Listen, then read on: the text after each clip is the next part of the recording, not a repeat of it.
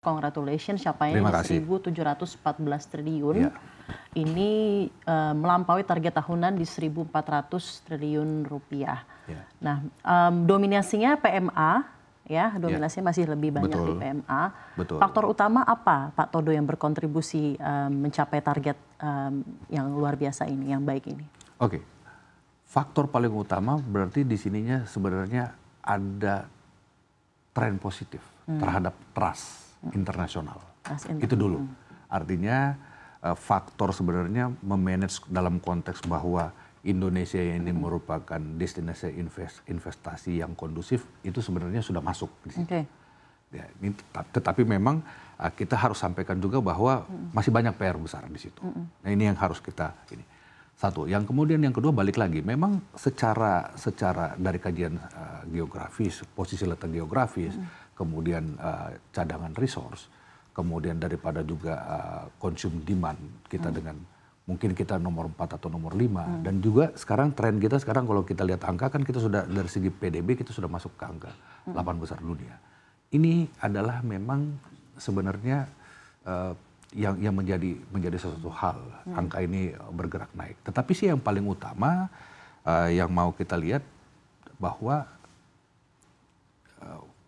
faktor trust kepada dunia internasional untuk masuk, dan ini kita ini sekarang ini terus nih ada dari yang pasti dari China, kemudian waktu itu juga kemarin datang dari para pengusaha Jepang, Korea, yang pernah kemarin pengusaha Jepang khusus sampai diterima oleh Pak Presiden makan siang di istana. Nah, kemudian ini juga dalam bulan ini juga ada rombongan daripada teman-teman pengusaha yang Perancis dan negara-negara Eropa yang lain. Artinya ini memang adanya suatu keinginan kuat bagi dunia internasional ini untuk masuk berinvestasi. Nah, sekarang tinggal bagaimana segala kebijakan political dan willing daripada pemerintah ini untuk memang bisa menyambut ini dengan baik. Di 2025 ini targetnya ditingkatkan lagi ya Pak Todo, jadi 1.906 triliun rupiah. Betul, Mbak Saudara. Berarti ada kenaikan sekitar 500 triliun dari target tahun lalu, ya Pak. Ya. Bagaimana agar target ini tercapai? Oke, pertama faktor-faktor yang saya sebutkan sebelumnya itu adalah iklim kondusif ini memang harus benar-benar kita jaga. Secara political juga yang ada di negara kita ini juga harus kita kelola dengan baik. Faktor-faktor ini ada faktor eksternal dan internal yang harus kita kelola dengan baik. Di samping itu kita sekarang juga sudah mulai focusing nih supaya para investor itu memang juga jelas mereka mau masuk ke sini, mereka akan masuk dalam sektor apa. Ya, di kami ini di Kementerian Investasi memang dari 1-2 tahun yang lalu itu kita sudah mulai merancang kira-kira komoditi strategik yang akan kita dorong menjadi priority sebagai komoditi dalam investasi itu sendiri. Kita ada 28 komoditi yang kita rating ini berdasarkan cadangan kekuatan. Kemudian juga kita juga lihat. Berarti natural resources ya? National resources, national resources, and then kita juga berbicara strategik bagaimana kita mematangkan strategik kawasan-kawasan industri dan area-area area-area berikat.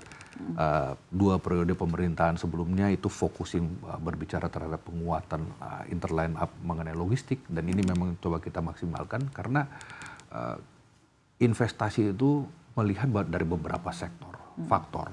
Ya. Lihat daripada adanya kekuatan supply resourcesnya sendiri, and then how bagaimana strategi penempatannya bicara secara logistik interline-nya, dan juga kira-kira dari secara infrastruktur, energi, dan lain-lain. Faktor-faktor ini yang memang kami dari Kementerian Investasi, tidak hanya dalam kementerian kami sendiri, tapi kita juga berkoordinasi dengan kementerian dan lembaga negara yang lain keterkaitan dengan ini, supaya memang ini menjadi suatu konsolidasi investasi yang jauh lebih baik. Betul yang tadi Mbak Safrina sampaikan bahwa kalau di 2024 target yang diberikan kepada kami itu ada 1.650 triliun tepatnya, Mbak.